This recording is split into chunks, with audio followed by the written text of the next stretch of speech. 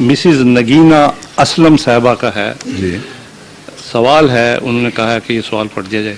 سوال ہے, دنیا میں آج تک 1,24,000 انبیاء کرام تشریف لا چکے ہیں اور ہر نبی یعنی پیغمبر خدا کا کوئی نہ کوئی معجزہ ہے.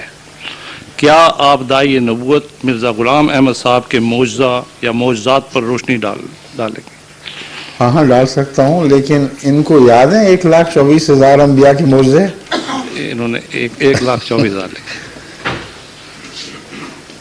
جن کو لوگ معجزہ کہتے ہیں اور جن کے مطالبے کرتے ہیں, جب رسول اللہ صلی اللہ علیہ وآلہ وسلم سے مطالبے ہوئے تو قرآن نے کہا ہے کہ کہہ دو کہ تمہارا مطالبہ درست نہیں ہے, نہیں دکھایا جائے گا.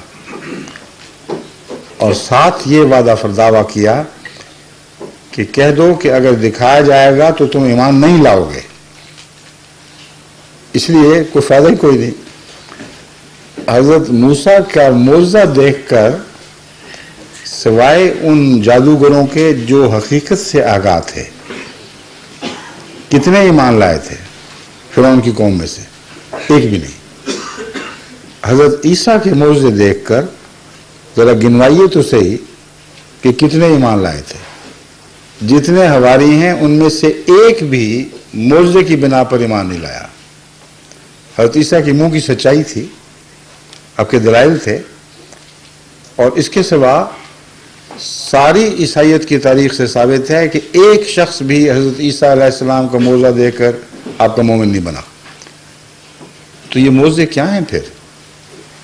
یہ کھیلیں بن جاتی ہیں, لیکن اعجاز اور معنوں میں ہوتا ہے. دراصل قرآن کریم اس مضمون پر روشنی ڈالتے ہوئے فرماتا ہے وَأَقْسَمُوا بِاللَّهِ جَهْدَ أَيْمَانِهِمْ لَئِنْ جَاءَتْهُمْ آيَةٌ لَيُؤْمِنُنَّ بِهَا قُلْ إِنَّمَا الْآيَاتُ عِندَ اللَّهِ وَمَا يُشْرِكُهُمْ أَنَّهَا إِذَا جَاءَتْ لَا يُؤْمِنُونَ. اے محمد رسول اللہ, تجھ سے یہ سوال کرتے ہیں کہ کوئی ایک آیت تو لاؤ, کوئی ایک نشان تو دکھاؤ. اب یہ جو خاتون سوال کرنے والی ہیں, کیا یہ سمجھتی ہیں کہ جس وقت یہ سوال ہوا تھا اس وقت رسول اللہ صلی اللہ علیہ وسلم نے کوئی نشان بھی نہیں دکھایا تھا؟ اور اگر دکھایا تھا تو یہ کیوں نہیں کہا کہ یہ دیکھو سارے نشان پھیلے پڑے ہیں؟ جواب یہ اللہ تعالیٰ فرماتا ہے کہ ان سے کہہ دو کہ خدا کے پاس تو بہت نشانات ہیں, لیکن تمہیں کیا چیز سمجھائے, کیسے تمہیں سمجھائیں؟ انہا اذا جات لا یؤمنون, کہ جب وہ نشان آئیں گے یہ ہرگز ایمان نہیں لائیں گے, جھوٹ بولتے ہیں. تو پھر اس مطالبے کا کیا فائدہ جس کے متعلق قرآن کہتا ہے ایمان ہی نہیں لائیں گے؟ تو میں خام خواہ سر مغز اپنا گنواؤں وہ باتیں بیان کرنے پر جس کے متعلق قرآن کا فتویٰ ہے کہ مطالبہ کرنے والے ایمان نہیں لائیں گے.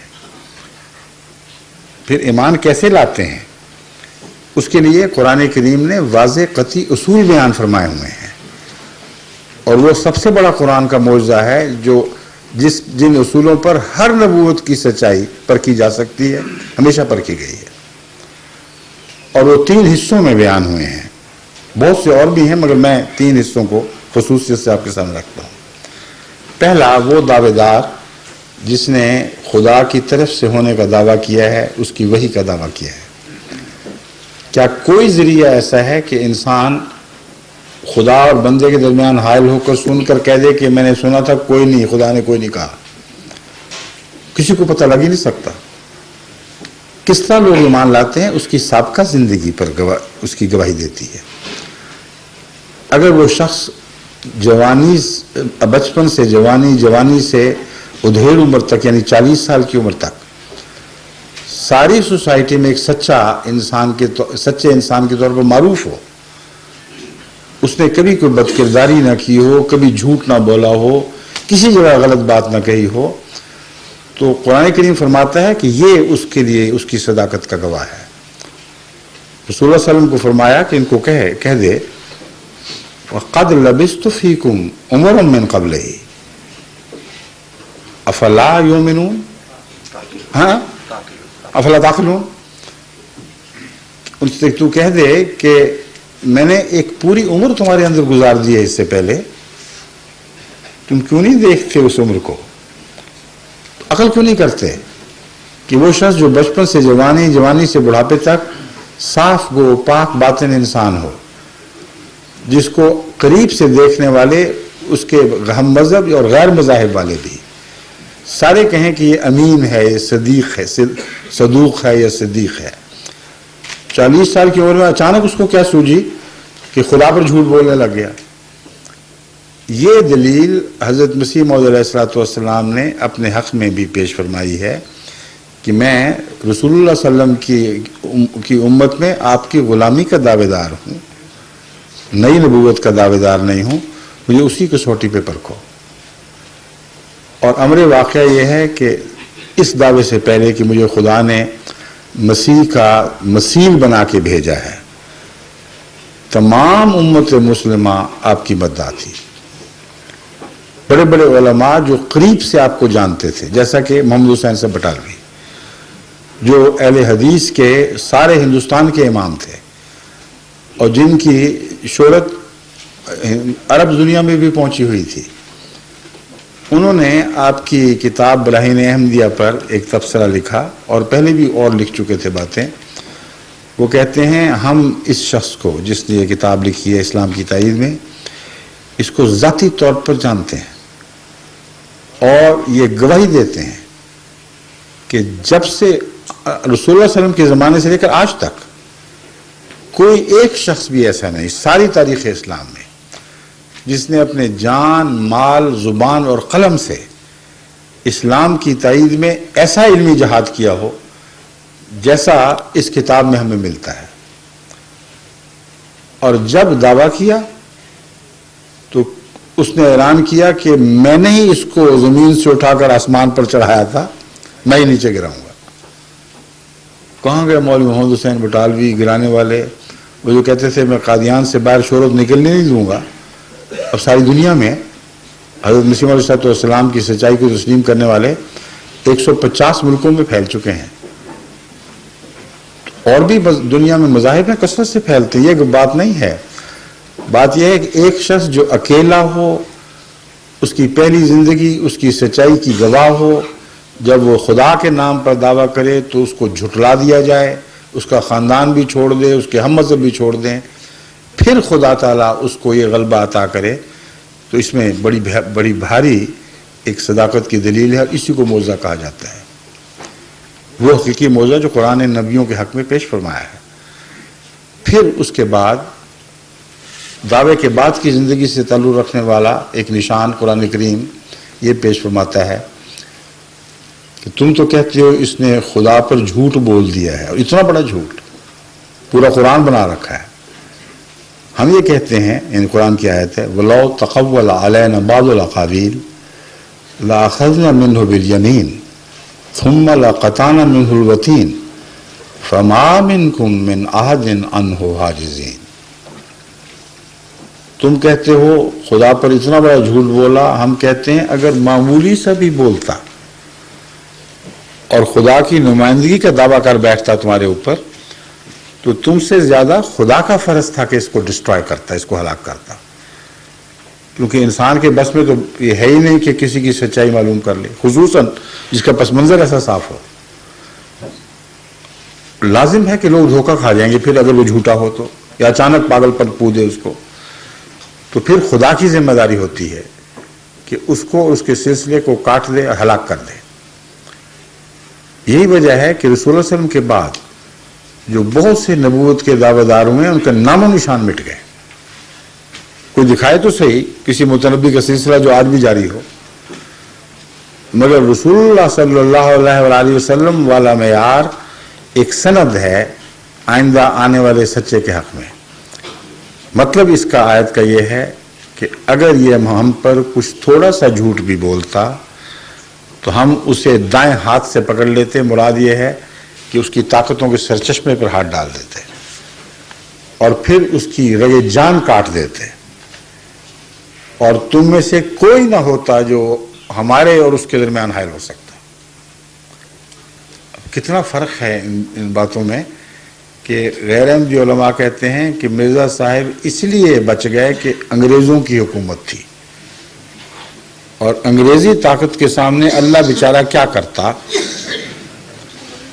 قرآن کریم فرماتا ہے فَمَا مِنْكُمْ مِنْ أَحَدٍ عَنْهُ حَاجِزِينَ، جب ہم پکڑ کا فیصلہ کرتے ہیں تو تم میں سے کوئی بھی نہیں ہے جو حائل ہو سکے. تو پھر اس خدا کو چھوڑ کر انگریز کی عبادت کریں، یہ کیا تمسخر ہے کہ یہ کہتے ہیں کہ انگریز کی وجہ سے بچ گئے تھے. اور عجیب بات ہے اس الزام کی بودے پن کی کہ ساری انگریزی حکومت میں ایک بھی سپاہی کبھی آپ کے دروازے پر پہرے دار مقرر نہیں کیا گیا، ایک بھی. اسی طرح گلیوں میں پھرتے تھے، اسی طرح دشمن تھے، خون کے پیاسے تھے، مگر یہ تقدیر الہی تھی جو آپ کی حفاظت کر رہی تھی. کسی کو دشمن کو یہ توفیق نہیں ملی. قادیہ میں تو ہمیں اپنے بچپن کا بھی یاد ہے، احراری بڑے جوش و خروش سے جا کر دعوے کیا کرتے تھے کہ ہم اس بستی کی اینٹ سے اینٹ بجا دیں گے، پیغام کو یہیں دفنا دیں گے. وہ کہاں چلے گئے؟ پیغام کس طرح رک سکا ان سے؟ تو یہ ہے خدا کی تقدیر. اللہ کہتا ہے برباد کرنا پھر میرا کام ہے، تم لوگوں کا کام نہیں ہے، اور جب میں فیصلہ کروں گا تو تم بچا نہیں سکو گے. یہ دوسرا نشان ہے. تیسرا نشان، میں نے 3 کا آپ سے وعدہ کیا تو اور بھی بہت سے ہیں، مگر ان 3 پر میں اکتفا کروں گا. وہ قرآن کریم میں یوں درج ہے کہ افلا یرون انا ناتی الارض ننقصها من اطرافها افهم الغالبون.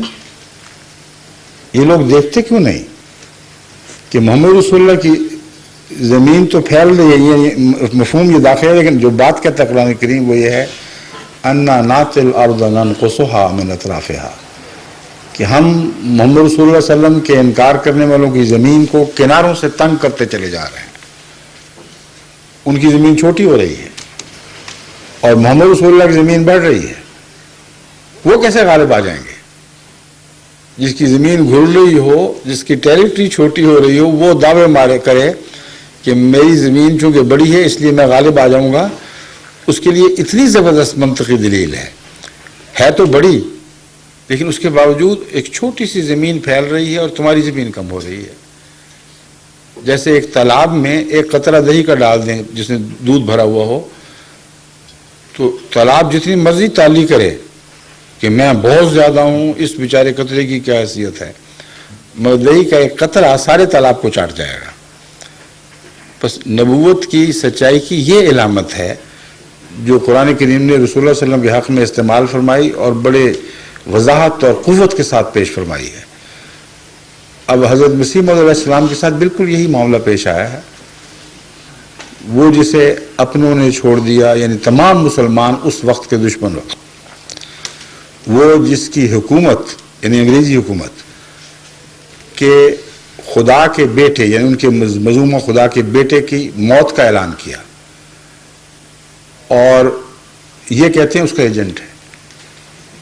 سارے علماء اس وجہ سے زیادہ دشمن ہوئے کہ تم نے مسیح کی موت کا اعلان کر دیا، جو انگریزوں کے مظلومہ خدا کا بیٹا تھا. تو کیسا ایجنٹ تھا یہ عجیب و غریب جو خدا کے بیٹے کو ہی مار گیا. اور انگریزی حکومت دشمن رہی ہے، بار بار حکومت کی طرف سے ایسے مقدمات میں حمایت کی گئی ہے دشمنوں کی، اور حضرت مسیح علیہ السلام کے دفاع میں کبھی ایک ذرہ بھی کسی انگریزی حکومت نے کوئی کام نہیں کیا. اور اس کے باوجود کہ اپنے ہم مذہبوں ہی نے نہیں، حکومت کے مذہب نے بھی مقابلہ کیا ہے، اس کے باوجود کہ سارے ہندوستان کے پادری آپ کے دشمن تھے. آپ پر جو قتل کا مقدمہ بنایا گیا وہ پادری نے بنایا تھا اور پوری حکومت اس کی تائید میں تھی. اس کے باوجود کہ ہندو آپ کے دشمن ہوئے کیونکہ آپ نے کرسچن ہونے کا دعویٰ کر دیا. اب بجائے اس کے کہ ایک جھوٹا مار کھا کر پیچھے ہٹے، وہ اور ہی آگے بڑھتا چلا جائے، اور بھی زیادہ دلیری دکھاتا چلا جائے اپنے دعوی میں. یہ عجیب قسم کا جھوٹا ہے، اور اگر تھا جھوٹا تو یہ ساری قومیں مل گئیں اور جھوٹے کے ساتھ خدا بھی نہیں تھا ان کے نزدیک، اور خدا کہتا ہے میں خود اس کو برباد کرنا چاہتا ہوں. تو پنپا کیسے؟ خاندان میں سے ایک شخص بھی ایسا نہیں تھا جو آپ کی تائید میں کھڑا ہو. 70 افراد تھے ان کے متعلق اللہ تعالیٰ نے آپ سے فرمایا سَيَنْقَطِعُ مِنْ آبَائِكَ وَيُبْدَأُ مِنْكَ، تیرے آباء و اجداد کی نسل کاٹی جائے گی، تجھ سے شروع ہوگی۔ اب کوئی اکیلا آدمی آج دعویٰ کر سکتا ہے کہ میرے خاندان کے 70 افراد، اس وقت 70 تھے معلوم، باقی پہلے ہوں اور ہمیں پتہ نہیں، قادیان میں جو خاندان تھا 70 افراد پر مشتمل تھا۔ آپ نے فرمایا مطلب اس کا یہ ہے کہ جو مجھ پر ایمان لائے گا اس کی نسل چلے گی اور کسی اور کی نہیں چلے گی۔ اور ایمان صرف 2 لائے جو دوسری نسل سے، ایسے لوگ تھے جو منکر رہے، ان کے ہاں اولاد ہوئی، لیکن وہی اولاد ہوئی جس نے احمدی ہونا تھا اور احمدی ہو گئی۔ مرزا غل محمد صاحب، ان کی اولاد یہاں موجود ہے، اور ایک میری بیوی کی دادی، وہ حضرت مسیح السلام کے کٹر مخالف مرزا امام الدین کی بیٹی تھیں، اتنے مخلص فدائی مسیح السلام کی کہ ان کی لوگ مثالیں دیتے تھے۔ یہ 2 استثناء ہیں جن کی نسل جاری ہے، باقی سب کی فنا ہو گئی۔ ہم مدتوں سے کہہ رہے ہیں کوئی نکال کے لا کے دکھاؤ، جبکہ حضرت مسیح موعود کی نسل ساری دنیا میں پھیل چکی ہے۔ تو کون مددگار تھا؟ سب نے چھوڑ دیا مگر خدا نے نہیں چھوڑا، اور جو وعدے کیے پورے کر دکھائے۔ فرمایا دنیا میں ایک نذیر آیا مگر دنیا نے اسے قبول نہیں کیا۔ میں کا لفظ ہے یا خدا؟ لیکن خدا اسے قبول کرے گا، یعنی اس کی سچائی کو تسلیم کرتا ہے اللہ تعالیٰ، اس کی قبولیت کو دکھا دے گا اور بڑے زور آور حملوں سے اس کی سچائی کو ظاہر کرے گا۔ پھر فرمایا میں تیری تبلیغ کو زمین کے کناروں تک پہنچاؤں گا۔ یہ کہتے ہیں قادیان میں دفن ہو جائے گا پیغام، میں کہتا ہوں زمین کے کناروں تک پہنچاؤں۔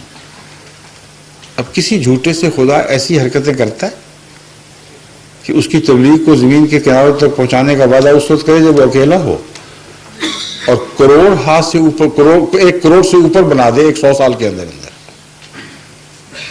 اور 150 سے زائد ملکوں، جو میری گنتی ہے اب تک 154 غالباً ہو چکی ہے اس وقت ملکوں کی تعداد، مگر 50 سے لازماً اوپر ہے، ان میں احمدیت کو پھیلا دے، یعنی زمین کے سارے کناروں سے تائید کی آوازیں اٹھا دے۔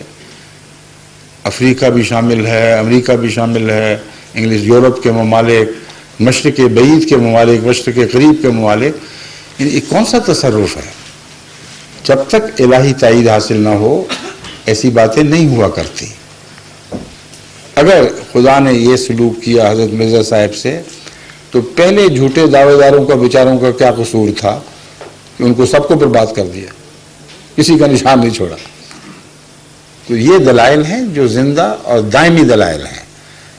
معجزہ دکھانا کہ ایک چیز مری ہوئی چیز زندہ ہو گئی، اس میں تو 1000 شعبدہ باز بھی تماشے دکھاتے رہتے ہیں، اور ان معجزوں سے کبھی کوئی نہیں ایمان لایا۔